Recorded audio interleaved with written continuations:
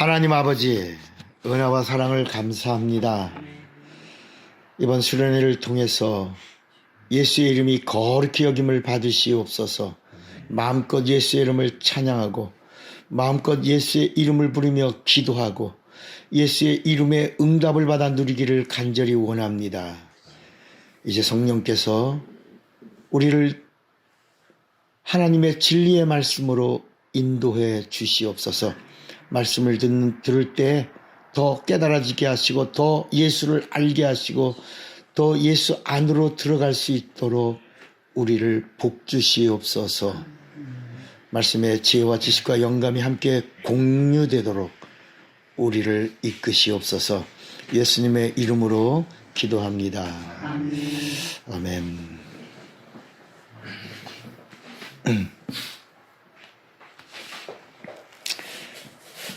자, 오늘 우리에게 주시는 말씀 요한복음 2장입니다.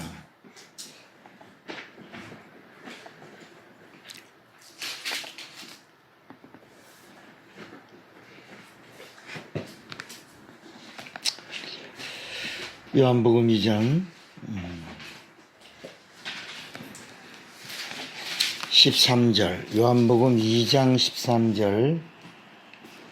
유대인의 유월절이 가까운지라 예수께서 예루살렘으로 올라가셨더니 성전 안에서 소와 양과 비둘기 파는 사람들과 돈 바꾸는 사람들이 앉아 있는 것을 보시고 노끈으로 채찍을 만드사 양이나 소를 다 성전에서 내쫓으시고 돈 바꾸는 사람들의 돈을 쏟으시며 상을 엎으시고 비둘기 파는 사람들에게 이르시되 이것을 여기서 가져가라.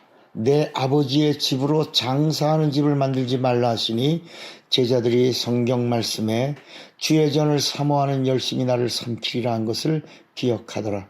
이에 유대인들이 대답하여 예수께 말하기를 네가 이런 일을 행하니 무슨 표적을 우리에게 보이겠느냐. 19절 다 같이.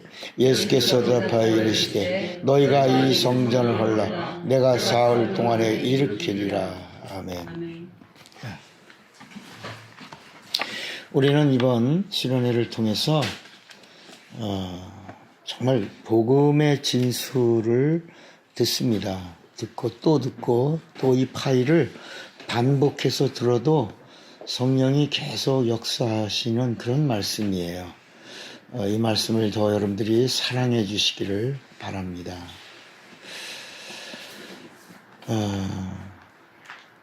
우린 성경을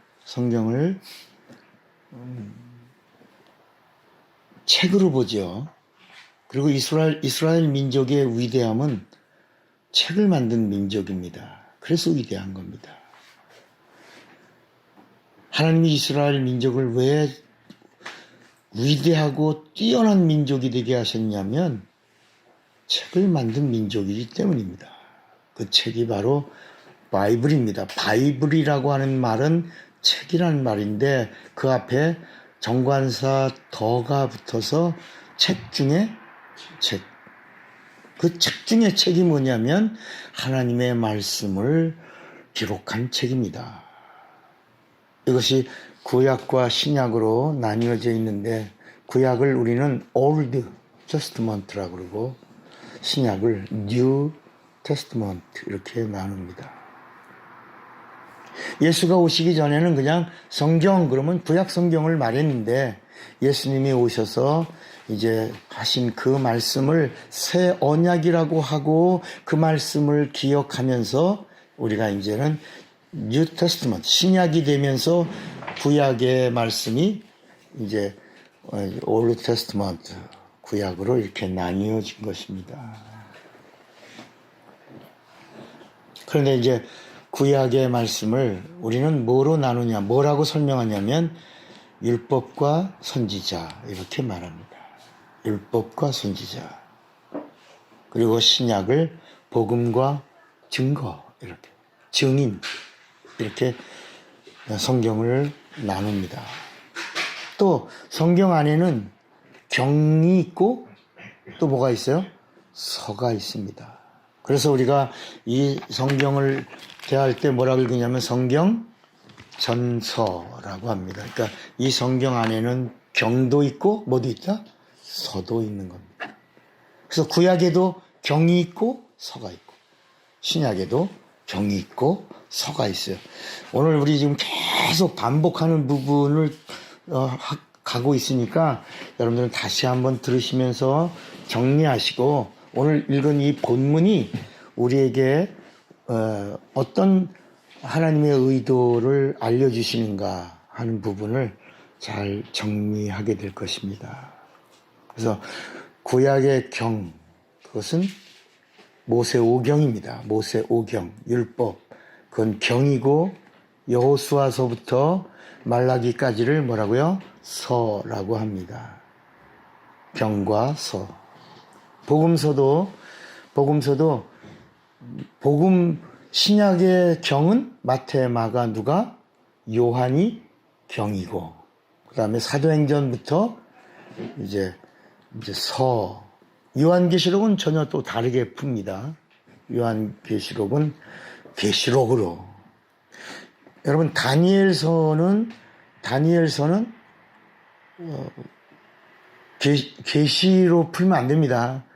다니엘서는 뭐로 풀어요? 서로 푸는 겁니다. 다니엘서를 계시로 풀면 계시록으로 가면 안 됩니다. 이렇게 성경을 구분할 때 구분이 분명해지면 하나님의 의도가 보입니다. 그래서 신약은 마태, 마가, 누가, 요한복음이 경입니다. 그리고 나머지는 이제 서간집입니다. 그러면 경과 서의 차이가 뭐냐면 경은 가감할 수 있다 없다? 없다. 그런데 서는 가감될 수도 있다 라고 하는 차이가 있는 겁니다. 근데 우리들의 생각은 성경은 1.1획도 변할 수 없는 무호한 책이다라고 하는 이런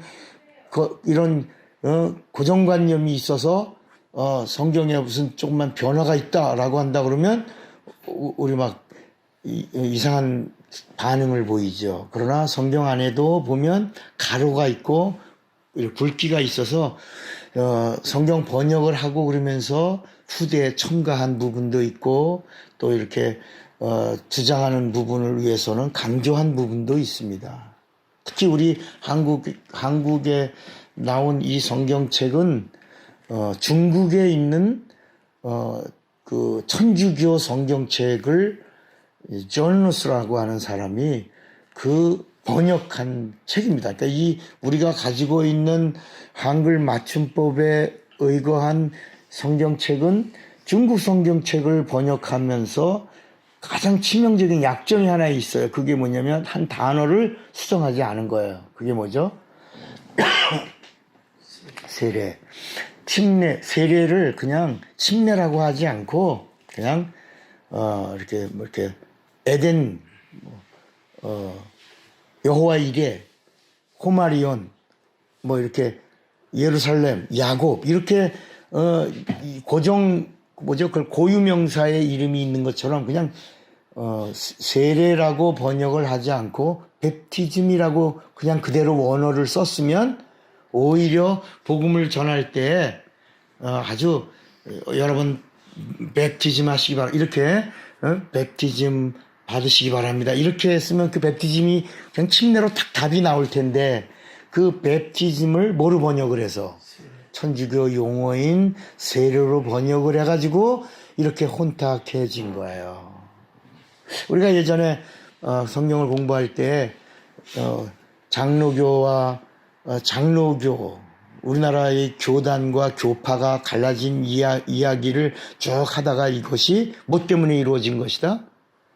신사참배 문제로 인해서 일어난 한국 교회를 향한 하나님의 저주.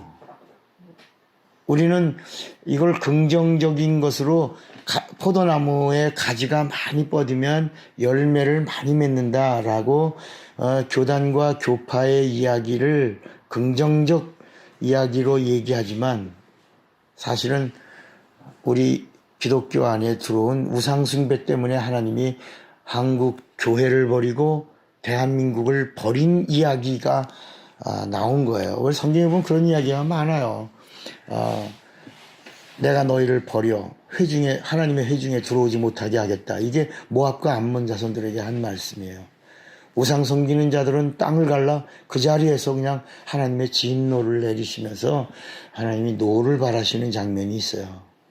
여러분, 예배라고 하는 우리가 지금 첫날 강의 때 예배가 얼마나 중요한 것인 것을 우리가 말씀을 나눴어요. 전도자를 찾으신다는 말씀은 없어도 어떤 자를 찾으신다고요? 예배자를. 그러니까 우리가 전도해서 구원받는 자가 돼서 하나님의 사람이 되고 거듭난 하나님의 자녀로 만든 다음에 그 사람을 육체가 있는 동안에 어떤 사람을 만드는 거야? 예배자로 만드는 것이 우리 하나님이 우리에게 준 사명인데 그 예배 속에 우상을 섬기고 신사참배를 하고 이런 가증한 일들이 한국 교회 안에서 일어났단 말이에요. 이게 언제 1930년대에 이것을 하나님이 우리를 예쁘게 보셨겠냐 말이에요.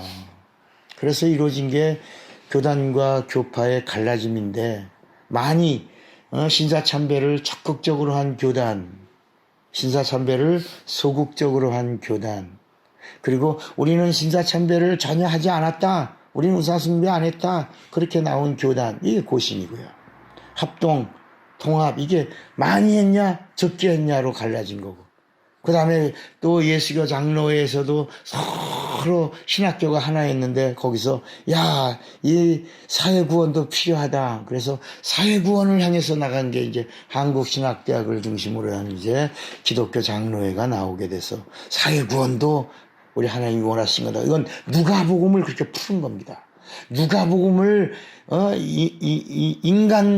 인본주의에서 풀다 보니까 기독교 장로회가 나왔고, 아니라 우리는 영원구원이다 이렇게 해서도 그게 예장이고, 그 예장과 기장이 그렇게 갈라져 나오면서 또 이 노회장, 총회장, 이런 감투 싸움 이런 것 때문에 서로 갈라지고 싸우고 찢고 뜯고 막 물어 뜯고 하다가 나온 게 이제 249개의 교단 교파가 나눠져서 한국 교회 안에 기독교회가 아무런 힘도 발하지 못하는 조그만 이런 군소교단으로 가게 되었고, 그 중에서 제일 좀 교단이 크다 그러면 자기네가 장자교단이라고 그래갖고 또 그런 그 힘의 영향력을 행사하면서 교권이라고 하는 틀을 만들어 놓고 교권이 너희들을 보호해 줄 테니까 우리 안으로 들어오라고, 그래서 그 교권 안에 들어온 자들을 또 교리로 묶어놓고, 따라합시다. 하나님은 교리를 주지 않고 예수 주셨다. 교단을 주지 않고 예수 주셨다. 그리고 그 예수를 알 수 있도록 성령을 주신 거야. 신학을 주지 않고 성령을 주셨어요. 그러니까 지금 한국 교회가 어떻게 보면 위기입니다. 우리 지금 레마 성경대학의 이 강의를 유튜브 채널에 올려놓은 것도 이제 유튜브 시대가 왔고, 이제부터라도 언제까지 이 말씀이, 근데 이제까지 한 말씀들이 우리가 거의 한 20년 가까이 했어요. 20년 가까이 한 말씀들을 또 들어봐도 전혀 수정할 필요가 없을 정도로 복음과 은혜와 진리를 아주 조명을 잘한 말씀들이에요. 그래서 이 말씀들은 계속 이렇게 유튜브 채널에 올려서 많은 사모하는 사람들에게 복음을 전해야 되겠다라고 하는 그런 사명을 가지고 이제 채널에 올렸습니다. 여러분들도 함께 뭐 해달라고요? 구독해 주시고, 또 뭐 해달라고요? 기도해 주시고, 또 뭐 해달라고요? 함께 해주시고, 계속 구독자들을 많이 구독은 돈 드는 거예요, 안 드는 거예요? 절대 안 드는 겁니다. 그냥 구독만 해주시면, 나중에는 4,000명 이상이 되면 그때부터는 라이브를 할 수 있습니다. 그때는 우리가 3시간 강의를 2시간 강의를 해도 2시간을 다 할 수 있어요. 근데 지금은 동영상을 한다 그러면 40분 이상을 할 수가 없습니다. 그래서 우리는 성격상 말씀이 40분에서 끝나지 않기 때문에 지금 이렇게 이런 식으로 현재 말씀을 전하게 된 겁니다. 오늘 이번 수련회에서는 이 성경의 구약 성경의 율법과 선지자의 이 하나님을 증거한 이 말씀을 우리가 높여서 말씀이라고 말하고 있지만 하나님의 신본주의 각도에서 볼 때는 말씀이 아니고 뭐다? 소리라. 양반. 어떻게 보면요, 구약 성경에 나오는 말씀이 아니라 말이요 소리라 그러면 귀를 닫는 사람들이 있죠. 왜? 구약 붙잡고 설교를 많이 한 목사님들이나 이런 영적 지도자들은 충격적인 언어예요. 구약에 있는 말씀, 모세 오경에 있는 이런 말씀들을 하나님 말씀이 아니라 하나님 말씀으로 안내하는 말이요 소리라고 얘기한다 그러면 이런 불경건하고 이런 망언이 어디냐라고 생각을 할 수 있어요. 그래서 첫째는 마음을 안 열고 거부한단 말이에요. 그런데 여러분, 왜 구약에 있는 말씀이 아닌가 하는 것은 우리는 이제 들어서 알고 있는 거예요. 말씀만이 진리고, 말씀만이 생명을 주고, 말씀만이 죄를 사하고, 말씀만이 우리를 구원하고, 말씀만이 우리에게 영원한 생명을 주기 때문에 그걸 영생이라고 말합니다. 그러니까 우리가 이 성경 안에 아까 경이 있고 서가 있다고 하는 것처럼 이 성경에도 말이 있고 말씀이 있다. 예? 말이 있고 말씀이 있다. 그래서 마지막 침례 요한이 구약에 있는 말씀을 다 가지고 와서, 그리고 예수님도 이 침례 요한을 여자가 낳은 자 중에 가장 어떤 자다? 큰 자라고. 그러니까 가장 큰 자가 침례 요한이야. 그 침례 요한이 구약에 있는 모든 율법과 선지자의 말씀을 다 가지고 와서 이제까지 나오는 모든 말씀들은 다 말씀이 아니라 뭐다? 말이요 소리라. 그러면서 이 소리는 참 말씀을 증거하시는 그분을 증거하고 소개하는, 그리고 안내하고 인도하는 말이지 말씀이 아니다, 참이 아니다, 이렇게 말씀하고 있는 거예요. 그래서 구약과 신약의 중간에 침례 요한이 다리를 놓으면서 모든 말씀들은 다 참 말씀을 증거하시는 예수에게로 안내하고 있다. 인도되는 말씀이다. 근데 말씀이 아니라 뭐다? 말이요 소리다 라고 말하고 있는 거야. 그래서 이제 우리가 구약에 있는 말씀은 이제 어떻게 읽어야 되냐? 읽는 방법이 나온 거예요. 이제는 말씀이 아니고 뭐라고 그랬으니까 말이요 소리니까 한 번만 들으면 되는 거야. 굳이 그 말씀을 연구하고 막 그 말씀에 대하여 막 할 필요 없어. 그게 무슨 얘기냐면, 약도를 가지고 가다가 목적지를 찾았어. 그러면 약도를 버려 안 버려? 버릴 수 있다. 그러니까 구약은 버릴 수 있는 거야. 이런 말씀에 시험 들려고 하지 말고 의도를 알아야 되는 거예요. 왜냐하면 성경은 율법과 선지자는 누구 때까지라고 그랬어요. 요한 때, 침례 요한 때까지니라고 그랬어요. 우리 한번 갈라디아서 3장 19절에도 성경이 뭐라고 말씀하고 있냐면, 갈라디아서 3장 19절에 이렇게 말씀해요. 그런즉 율법은 무엇이냐? 그런즉 율법은 무엇이냐? 범법함으로 더하여진 것이라. 천사들을 통하여 한 중보자의 손으로 베푸신 것인데, 그 다음에 같이 읽어봐요. 시작. 약속하신 자손이 오시기까지 있을 거야. 이제는 필요하지 않다. 그러니까 그 종이는, 말을 기록한 종이는 필요하지 않다. 다만 우리가 정말 그리한가 하고 찾아갈 때는 한 번 정도 볼 수 있다 없다? 있다. 그러나 그 말씀은 절대적이 아니다. 왜냐? 따라합시다. 순리이기 때문이다. 뭐라고요? 순리이기 때문이야. 순리이기 때문이야. 안내하고 인도하고 마치 뭐냐면 이렇게 방향을 제시하는 거야. 이렇게 손가락이야. 손가락. 여러분, 달을 가리킬 때 달을 가리키는 달을 보라고 하는 건데 달을 안 보고 어디를 보면 손가락을 보면 달을 볼 수가 없는 것처럼 구약은 오실 누구? 그 이야기가 요한복음의 변형산에서 모세가 가리키는 손가락, 선지자 엘리야가 가리킨 손가락이 누구를 가리키고 있어요? 예수를 가리키고 모세는 사라지고 엘리야도 사라지면서 하늘에서 소리가 나면서 이제는 모세의 말을 듣지 말고 모세가 가리킨 손가락대로 그분이 오셨으니 모세의 말을 듣지 말고 엘리야가 증거한 오신다고 하신 그분이 오셨으니 이제는 엘리야 말도 듣지 말고 누구의 말을 들으라? 그의 말을 들으라 하는지라. 그래서 모세도 간데없고 엘리야도 간데없는데 누구만 있더라? 예수만 있는 거야. 예수만.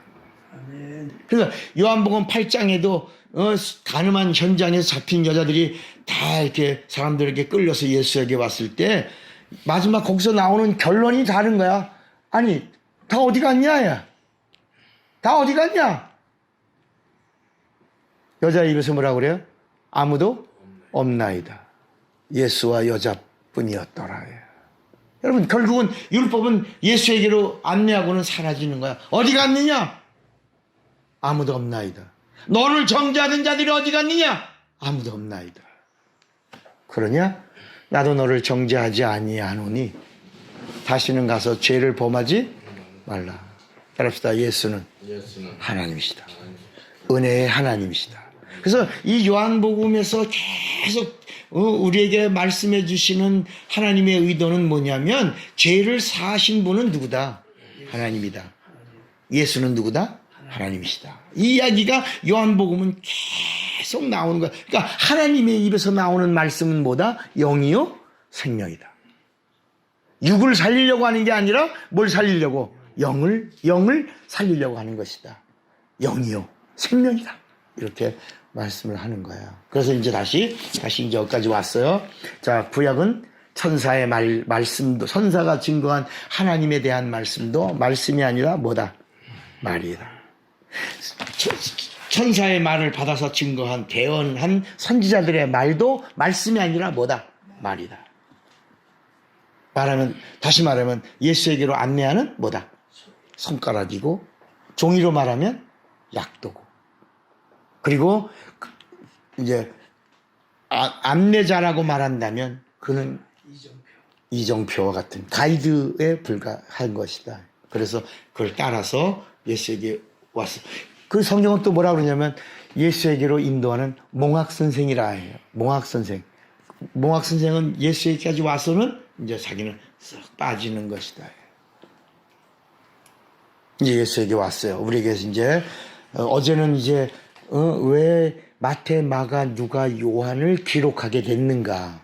다 증인들이 떠나니까 너무나 이제 막 간절해진 거예요. 점점 복음을 전하다가 순교들 하니까 그래서 기록한 게 마태가 전한 복음서. 마태가 전한 거야. 마태로부터 들려온 마가가 전한 복음서. 누가가 전한 보고서. 여러분, 누가복음은 누가가 기록한 보고서야. 요한복음은 요한이 기록한 복음서야. 그러니까 오늘 우리가 이제 신학에서 우리가 공부를 깊이 한 사람들은 마태복음, 마가복음은 그들이 전한, 마태는 누구예요? 예수님의 제자야. 마가는 누구야? 예수님의 제자가 아니야. 누구의 종이야? 베드로의 종이야. 근데 그러니까 이 마가복음을 가만히 읽다가 베드로 전후서를 딱 넘어가면 누구 말이야? 베드로. 그러니까 마가복음은 누구의 말이야? 베드로의 말과 같은 거야. 아주 베드로는 말씀을 기록하려고 하는 의도를 가진 게 아니라 예수님의 수제자로서 끝없이 뭐만 전한 거야? 증거자야. 복음을 전하고 있었어. 그리고 그걸 따라다니던 누가? 마가가 베드로가 증거한 증거의 복음의 그 말씀들을 모아서 마가가 전한 거야. 그런데 누구의 말과 동일해? 베드로하고. 베드로가 마지막에 기록한 베드로 전후서를 보니까 마가가 전한 복음이 누구하고 셈이야? 베드로하고. 이렇게 말씀들이 연결되어 가면서 전하는데, 우리가 정말 알아야 되는 한 부분이 뭐냐면, 마태, 마가, 그러니까 우리가 목회자로 부름을 받았어요. 우리가 그리스찬이 됐어요. 그럼 그리스찬이라는 말은 어떤 사람들이냐면 율법에서 자유한 사람들이에요. 예수의 사람이에요. 예수를 믿는 자예요. 예수의 것이에요. 예수의 증인들이에요. 예수 안에 있는 자들이에요. 그러니까 누구의 말만 들어야 돼? 예수의 말을 들어야 되는데, 여러분 오늘날 교회 가면, 교회 가서 그 교회에 가서 주보를 딱 피면 창세기, 출애굽기 이런 이야기들이 많이 나온다. 하나님은 우리를 선지자로 부르신 적이 없는데 사람들은 이걸 모르니까 계속 구약 속에서 뭔가가 있는가 하고 구약에 있는 걸 텍스트로 정한. 예수님이 만약에 우리 앞에 있다면, 얘야, 그것은 그림자야, 비유야. 내가 너에게 그림자, 비유, 그건 내가 밟고 온 기찻길의 통로와 같은 거야. 레일과 같은 걸 네가 왜 붙잡냐? 실상인 나를 전하라고 내가 너를 불렀고, 내가 너에게 은혜를 줬고, 내가 너에게 사명을 줬는데 나의 증인이 되지 않고 너 왜 자꾸 그림자를 붙잡고 얘기하니? 이렇게 주님이 우리에게 말씀하시는 것이다. 우리는 죽을 때까지 어디에 있는 텍스트를 잡아야 돼요. 복음서를 잡아야. 이게 우리의 사명이에요. 그러니까 일생 동안 신방을 가든지 새벽 기도를 하든지 수요일에 서 있든지 철야 기도를 하든지 주일 예배를 드리든지 우리의 텍스트는 어디에 있다? 어디다. 그리고 이 복음서의 안에도 마태, 마가, 누가는 칼라가 예수를 뭐로 말하고 있다? 그리스도로. 요한복음에 오니까 요한복음은 예수를 뭐로 말하고 있다? 하나님으로. 이 사실을 성령이 오셔서 증거한 사건이, 성령이 보증해 준 사건이 마가의 다락방 사건이고, 이건 유대인들에게 예수가 그리스도요 하나님이라는 사실을 증거한 성령의 강림의 사건이 마가 다락방 사건이고, 이방인들에게 최초로 예수가 그리스도요 하나님이라고 하는 사건을 강림하셔서 증거한 사건이 사도행전 10장의 고넬료 사건이라. 그리고 나서 이제는 할례. 여러분, 할례는 율법이에요, 율법이 아니에요? 율법이 아닌데 마지막 최후 발악은 누가 했냐? 마귀가 한 거예요. 사도행전 15장 사건은 마귀의 최후 발악 사건이에요. 무엇을 가지고? 율법과 피 가지고. 이해가 되시겠습니까? 아니요. 할례와 피 가지고. 미안합니다. 죄송합니다. 그래도 구원받았어도 뭐 받아야 된다? 할례 받아야 된다. 근데 여러분, 할례 자체가 율법이야, 율법 이전 거야? 그래서 여러분, 예수님이 그걸 정리해 주신 거야. 그걸 사도행전 15장에 예수님 말씀을 근거로 명쾌하게 베드로가 정리하는 거예요. 이게 사도행전 15장 예루살렘 회의예요. 이 예루살렘 회의에서 이 할례 문제가 해결되지 않았다면, 피 문제가 해결되지 않았다면 오늘날 기독교에 큰 혼란이 있었을 거예요.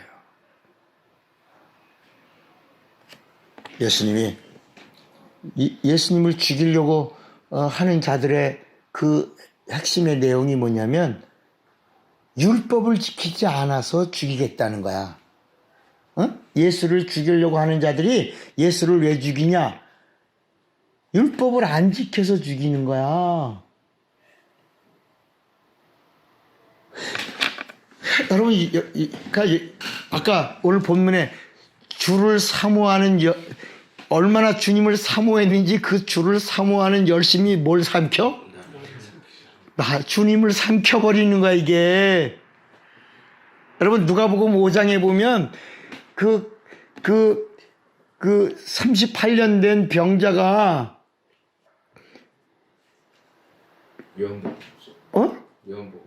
요한복음 5장에 나오나? 우리 한번 요한복음 5장 한번 보면요. 그게 옳지 않다고 다시 누우래. 이게 우리 요한복음 5장에 보면 맞나? 거기 보면 3절에 요한복음 5장 3절에 그 안에 많은 이 베데스다라고 하는 연못에 많은 병자, 맹인, 그다음에 다리 저는 사람, 혈기 마른 사람들이 누워서 이 물의 움직임을 기다리는데 천사가 가끔 이게 간헐천이야. 이게 물이 동할 때 이제 누가라도 먼저 들어가면 이제 병이 낫는 사람이 이건 기적이 일어난 거야. 기적. 응? 기적적인 일이 이렇게 있어서 병이 났어. 거기 38년 된 병자가 있는데 누가 고쳐주세요. 이 병자를?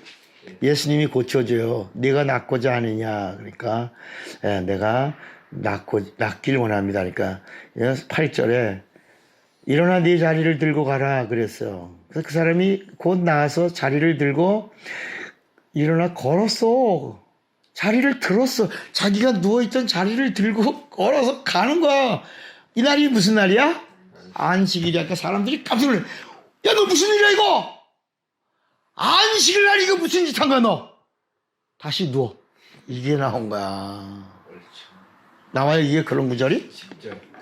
10절에 유대인들이 병 나은 사람에게 이르되 안식일인데 네가 자리를 들고 가는 게 옳지 아니하니라.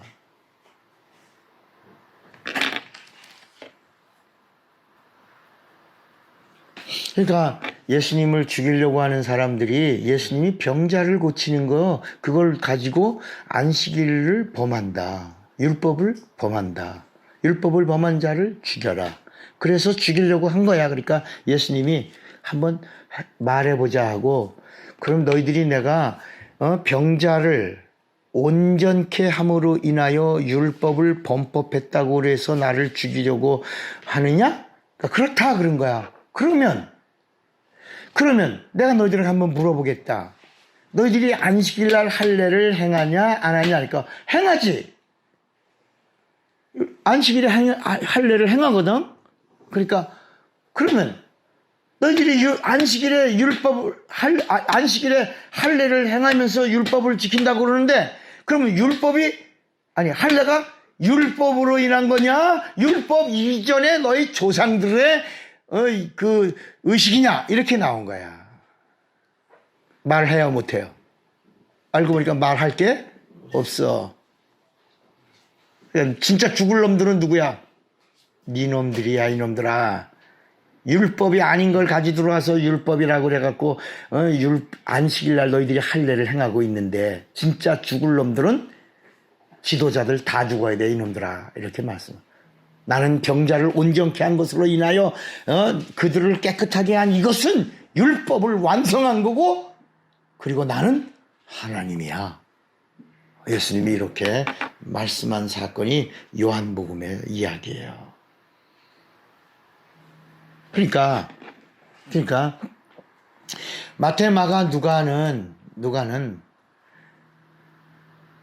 그리스도이신 예수의 말씀을 기록한 거예요. 그리스도라는 말이 뭐예요? 구세주란 말이야. 구세주라는 말이 뭐예요? 죄를 구원하신, 죄를 속량하신 거예요. 그래서 마태복음 1장 21절에 그 이름을 예수라 하라. 그 다음에 그 예수란 이름이 뭐다? 구세주다. 죄에서 구원하는 구세주다.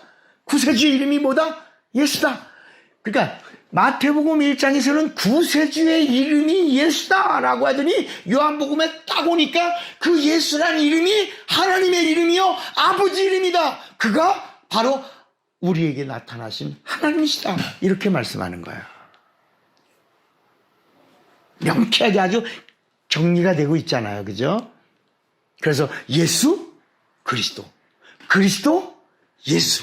이것은 동격인데 마태, 마가, 누가는 그리스도, 예수를 말하고 요한복음은 예수, 그리스도를 말하고 있다.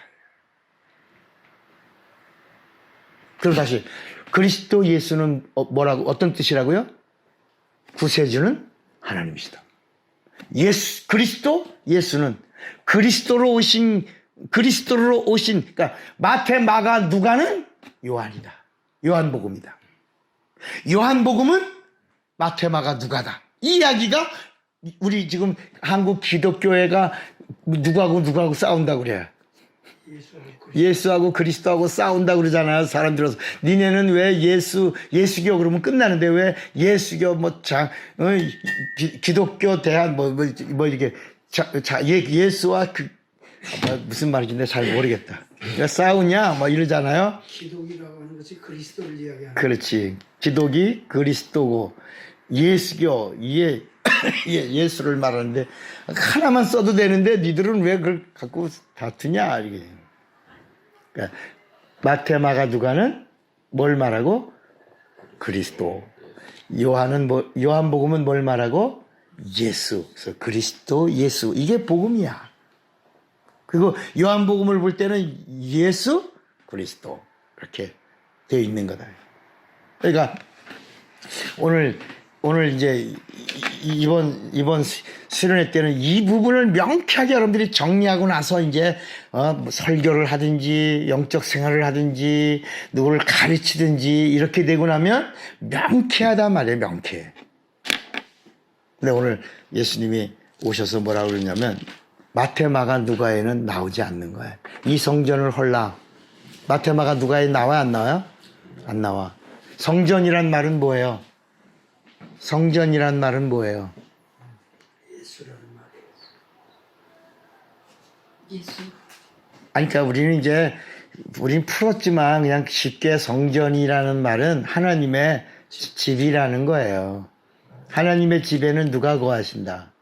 하나님이 거하신다. 그래서 이 요한복음은 이 성경 전체의 모든 내용이 다 이렇게 모인 그런 말씀이에요. 마치 바닷물이 흘러서 하늘에서 물이 떨어져서 이렇게 산에 떨어지고 내를 이루고 강이 되고 이렇게 해서 결국은 어디로 모이는 것처럼 바다로 모여지는 것처럼 이 성경에 있는 66권은 다 어디로 모인다?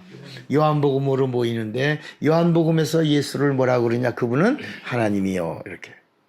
그러니까 이 성경 전체 구약서부터 가만히 보면 무슨 이야기를 하고 있냐면 이 성전 건축하는 이야기가 하나님의 집을 짓는 이야기가 나오잖아요. 그죠? 그래서 처음부터 그 집이 텐트부터 시작을 해서 마지막에 솔로몬 성전, 그 솔로몬 성전을 누가 짓고 싶어 했어요? 다윗이 짓고 싶어서 다윗이 지으려고 그랬는데 하나님이 허락했어요? 안 했어요? 했어요. 하나님이 다윗에게 성전 짓는 걸 허락했어요. 너무 기뻤어요. 그죠? 다윗이 이제까지 자기 집을 예루살렘에 자기 집을 졌는 원래는 헤브론에 있다가 예루살렘으로 청구했어요. 수도를 옮겼단 말이에요. 예루살렘이란 말은 이레 샬롬이란 말이거든. 거기다가 이제 하나님이 뭘 지으려고 그랬어요? 성전을 지으려고. 자기 집을 보니까 너무 왕궁은 화려한데 하나님 집은 텐트란 말이에요. 텐트. 그래서 하나님 앞에 기도했어요. 하나님의 집을 짓고 싶어요. 그게 성전이에요. 성전 짓고 싶어요. 그랬더니 하나님이 허락을 한 거예요. 그래서 기뻐요, 안 기뻐요? 너무 기뻐가지고 이제 자기가 성전을 짓는 건 줄 알고 춤을 춘 거야. 근데 너는 말고 성전 짓는 걸 허락하셨는데 그래서 기뻐서 다윗이 막 춤추고 난리 났는데 넌 말고 네 자손 때에서 이루어질 거야. 아니 왜요? 그러니까 넌 손에 목을 많이 흘렸다? 피를 많이 흘려서. 그런 거예요. 그래도 기뻐요, 안 기뻐요? 그렇죠. 기쁘죠. 그래서 자기가 뭘 준비해? 그 자재를, 자기가 성전 건축을 다 하지 못해도 자기에게 하나님이 허락한 명령이 떨어졌으니까 자재를 다 레바논의 백향목부터 금은동 다 준비하고 다 준비한 거야. 그걸 누가 짓는 거야? 그걸 솔로몬이 짓는 거야. 그래서 솔로몬 성전이라고도 말하지만 다른 말로 다 자재를 준비한 누가 다윗의 성전이라고도 말한다. 다윗 성전 또는 다른 말로 솔로몬 성전이라고 하는 거야. 솔로몬은 조립만 한 거지. 그렇죠. 솔로몬은 아버지가 다 준비한 것을 다 자재로 이렇게 맞춤한 거죠. 그 준비는 다 그래서 그 준비라고 하는 말에 이래가 들어가는 거야. 그러면 또 하나, 자, 그럼 성전이 어디 있었을까? 성전이 우리 이제 제가 여러분들을 모시고 예루살렘에 가서 예루살렘 성전을 여러분들에게 알려드릴 거예요. 하늘에 있는 모형이라고 이야기를 하고 있어요. 예, 예루살렘 성전이 하늘의 모형인데 그게 에덴에 있다가 에덴도 모형이에요. 영적인 공간이죠. 유일하게 이 우주 안에 있는 영적 공간이 에덴이에요. 근데 그 영적 생활을 하나님 말씀과의 불순종으로 영적인 관계가 끊어지면서 쫓겨났죠. 쫓겨났어요. 그리고 다시 그 에덴의 모형을 이제 성전에다가 두시고 그 성전에는 하나님의 이름을 둔 거예요. 하나님의 이름을 두고 하나님의 이름을 섬기고 하나님의 이름을 높이고 하나님의 이름을 분양하도록 이렇게 하신 것이 이 성전의 비밀이 있는 거야. 그러면 우리가 성전을 이렇게 예루살렘 사진 있잖아요. 예루살렘 그 사진에 보면 그 앞에 황금 이렇게 황금돔이 있어요. 그 황금돔. 그게 그 이슬람교의 사원이에요. 돔이야, 돔. 그 사람들은 혹시 거기가 예루살렘 그 성전이 있는 곳이 아닌가. 그리고 거기 이제 이스라엘 사람들이 이렇게 가려고 할 때, 그 안내서를 이스라엘을 제가 2번 갔어요. 갔는데 그 안내서가 잘못된 거라는 걸 제가 느낀 거야. 그게 뭐냐면 유대인들은, 그러니까 이스라엘 사람들은 이곳을 가지 못하게 한 거예요. 그 이유가 뭐냐면 혹시 당신이 이곳을 갔다가 지성소를 밟을까 합니다. 그래서 그 예루살렘의 성전의 거기가 모리아 산 위에 이렇게 성전을 지었는데 그 혹시 지성소를 밟을까 가지 마라 이렇게 이런 안내문이 있어요. 그리고 그 옆에 예루살렘 성전의 서쪽 벽이라고 하는 벽이 있는데 그 벽을 이름을 통곡의 벽이라고 그래요. 제가 오늘 처음에 여러분은 예수 믿는 사람이십니까? 하고 물었어요. 그죠? 자, 여러분, 예수님을 믿는 사람이십니까? 대답하세요. 예수를 믿으십니까? 그러면 정말 예수 믿으십니까? 그러면 예수님의 말씀도 믿으십니까? 예수님이 하신 약속도 믿으십니까? 예수님이 하신 일도 믿으십니까?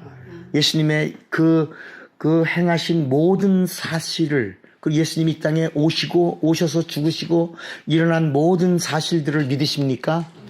그러면 예수님이 성전을 향해서 분명히 하신 말씀이 있어요. 돌 하나도 돌 위에 남지 않고 다 무너지리라. 그러면 성전을 가리켜 말씀하실 때 이 성전을 헐라 내가 사흘 다시 세우리라 하신 주님이 성전에 대해서 하신 말씀을 하실 때 돌 하나도 돌 위에 남지 아니하고 성전에 있는 모든 벽부터도 하나도 있다 없다. 근데 왜 성전 벽이라고 그걸 통곡의 벽이라고 그러고 거기 가서 종이를 꽂고 그 성전 벽이라고 그러고 기도하면서 하냐 말이야. 다 가짜라요. 그럼 우리 예수님 말씀을 믿는 거 안 믿는 거요? 안 믿는 거야. 여러분, 예수님이 분명히 말씀했어요. 이 성전이 모든 것들이 다 돌 하나도 돌 위에 남지 않고 다 무너지리라 그랬어요. 그런데 여러분 서쪽 벽은요, 그 돌 하나가요, 5톤이야, 5톤. 엄청나게 무거워. 그 화강암석인가 그래. 엄청난 돌들이에요.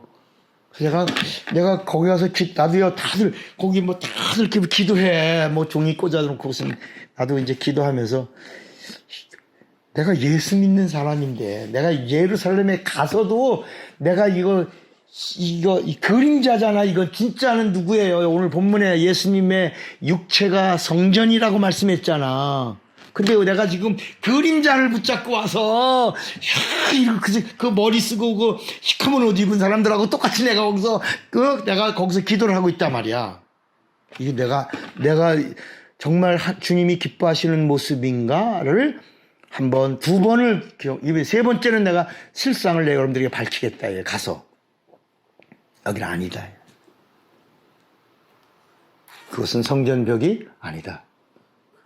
가서 예루살렘에 가서 이렇게 볼 때 뭐 여기가 어디다 이렇게 이제 뭐 지명 이야기했는데 가서 다 천주교에서 만들어 놓은 네, 거예요. 다 천주교에서 만든 다 가짜들이에요.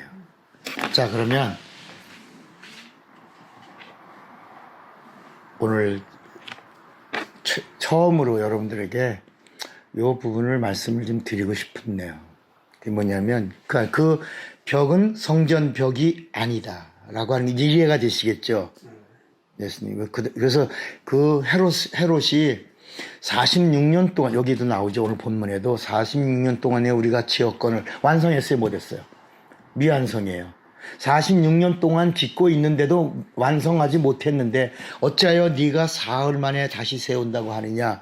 그런데 그 당시 사람들이 예수님 하신 말씀을 알았어요, 몰랐어요? 몰랐죠. 누가 가르쳐줬어요? 성령이, 예수께서 죽으시고 부활하시고 가신 다음에야 비로소 성령이 가르쳐 주셨어요.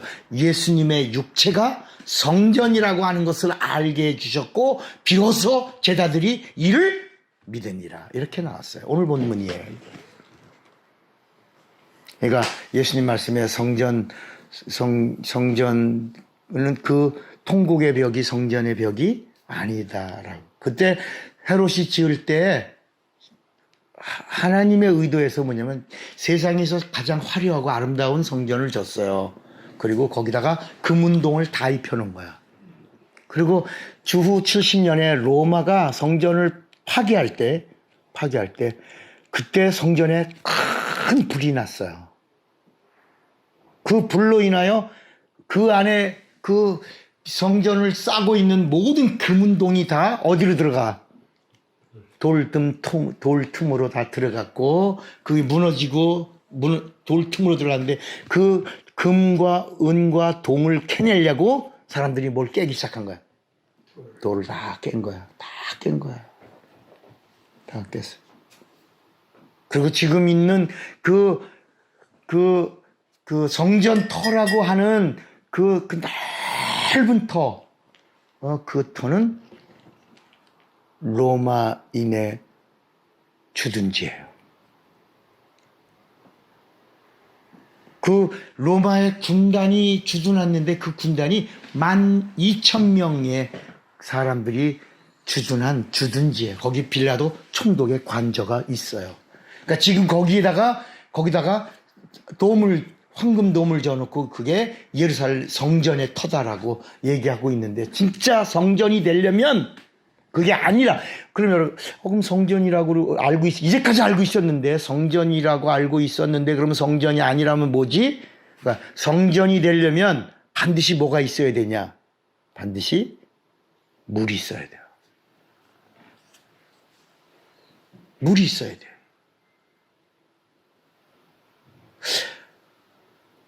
이게 무슨 얘기냐면 제사를 드리려면 뭘 잡아? 양을 잡아. 그런데 여러분 솔로몬 성전이 그게 하나님이 허락한 성전이잖아. 솔로몬 성전이 다윗 성전이잖아요. 그 터위에 헤롯이 다시 세운 거 아니야. 그 터위에. 그러려면 그 성전에서 양을 잡고 그러려면 뭐가 흘러? 피가 흘러. 그 피를 닦으려면 뭐가 있어야 돼? 물이 있어요. 물이 있으려면 뭐가 나와야 돼? 샘이 있어요. 그 샘이 뭐야? 기온샘이야. 기온샘이 있는 곳이 터야. 그게 성전 터야. 거기가. 그 물이 없으면 제사장이 피 뿌리고 그 히브리서 9장에 보면 무술추에 피를 찍어서 뿌려 안 뿌려? 우리 한번 볼까요? 봐봐. 어? 뿌리나? 오늘 이 말씀으로 이 말씀은, 이게 다음번 개강하고 나올 건데 이게 벌써 나오네. 이거 안 되는데. 닫아요. 안 돼요. 괜찮아요? 여기 봐봐. 네. 자, 히브리서 9장에 보면, 여기 히브리서 12절에, 히브리서 9장 12절에 염소와 송아지의 피로 하지 아니하고 오직 자기의 피로 영원한 속죄를 이루사 단번에 성소에 들어가셨느니라 그러면서 염소와 황소의 피와 및 암송아지의 죄를 부정한 자에게 뿌려 그 육체를 정하게 하여 거룩하게 하거든 그랬죠? 그죠?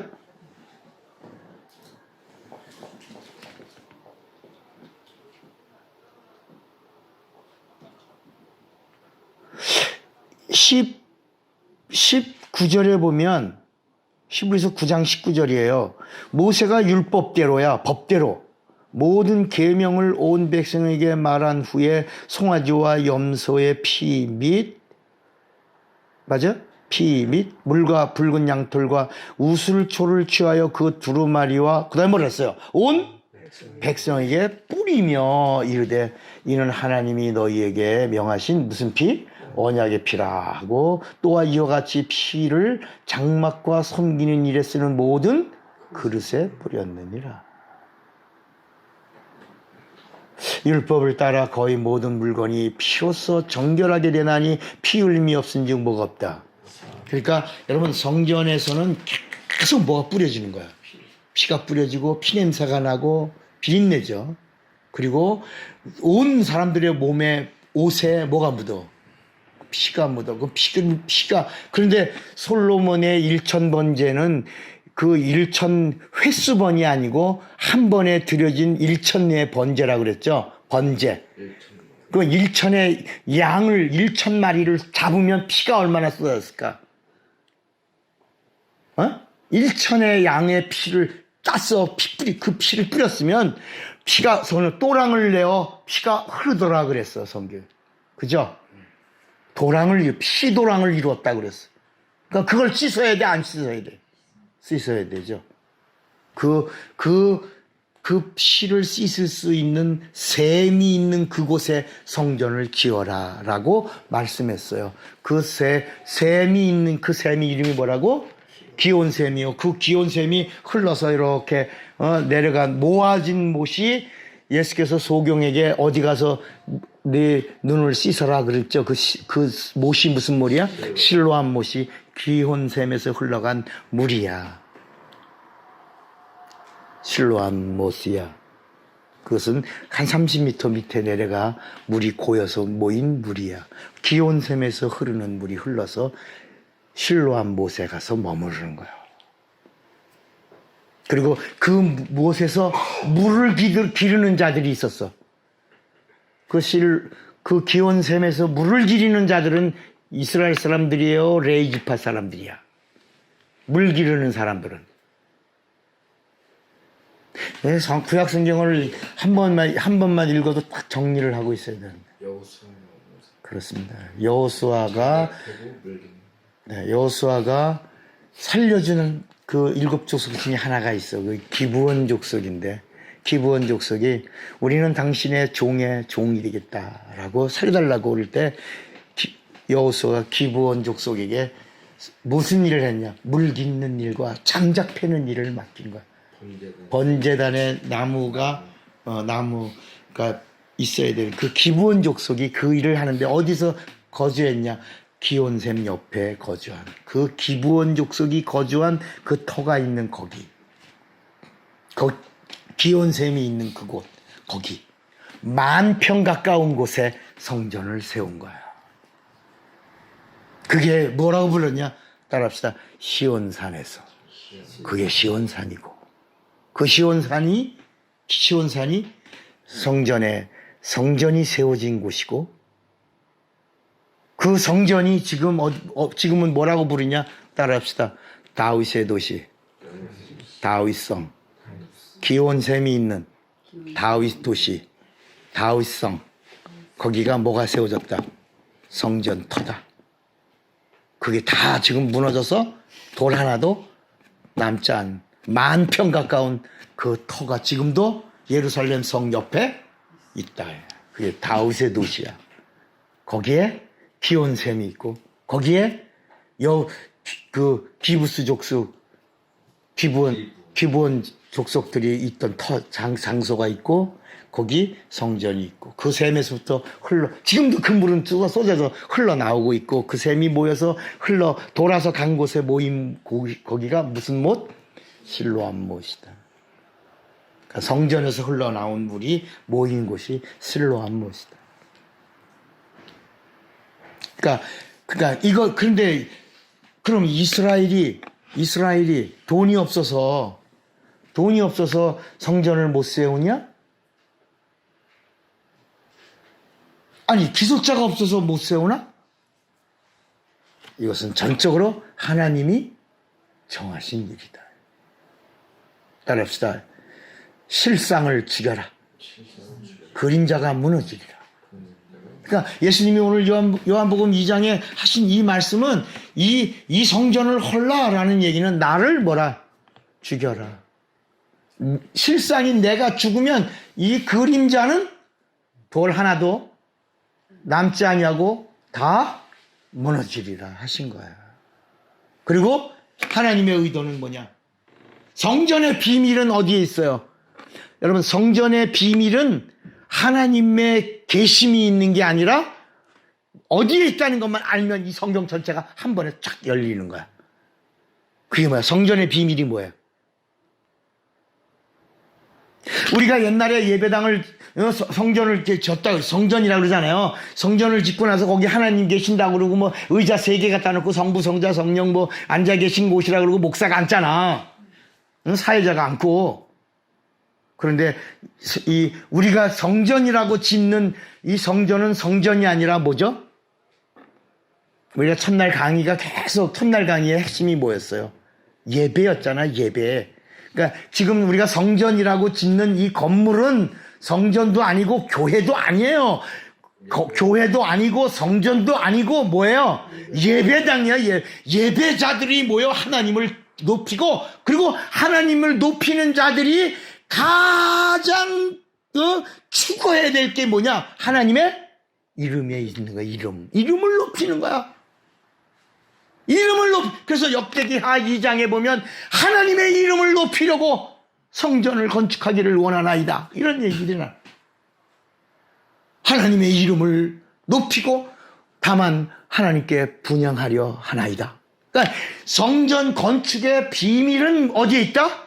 이름에 있다. 이름을 모시고 이름을 높이는 거야. 이름을 모시고 이름을 찬양하는 거야. 이름을 모시고 이름과 함께하는 거야.